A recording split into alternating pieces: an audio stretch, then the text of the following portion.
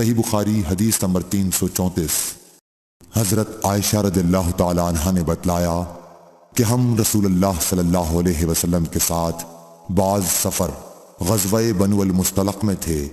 جب ہم مقام بیدا یا ذات الجیش پر پہنچے تو میرا ایک ہار کھو گیا۔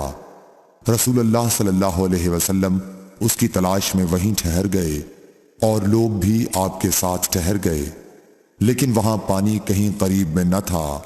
لوگ حضرت ابو بکر صدیق رضی اللہ تعالیٰ عنہ کے پاس آئے اور کہا، حضرت عائشہ رضی اللہ تعالیٰ عنہ نے کیا کام کیا کہ رسول اللہ صلی اللہ علیہ وسلم اور تمام لوگوں کو ٹھہرا دیا ہے، اور پانی بھی کہیں قریب میں نہیں ہے اور نہ لوگوں ہی کے ساتھ ہے۔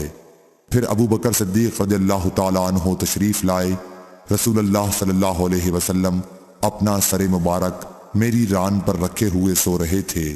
فرمانے لگے کہ تم نے رسول اللہ صلی اللہ علیہ وسلم اور تمام لوگوں کو روک لیا، حالانکہ قریب میں کہیں پانی بھی نہیں ہے اور نہ لوگوں کے پاس ہے۔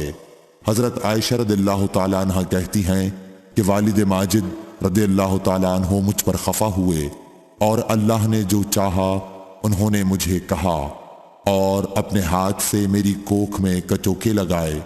رسول اللہ صلی اللہ علیہ وسلم کا سر مبارک میری ران پر تھا، اس وجہ سے میں حرکت بھی نہیں کر سکتی تھی۔ رسول اللہ صلی اللہ علیہ وسلم جب صبح کے وقت اٹھے تو پانی کا پتہ تک نہ تھا۔ پس اللہ تعالیٰ نے تیمم کی آیت اتاری اور لوگوں نے تیمم کیا۔ اس پر اسید بن حذیر رضی اللہ تعالیٰ عنہ نے کہا کہ اے آل ابی بکر، یہ تمہاری کوئی پہلی برکت نہیں ہے۔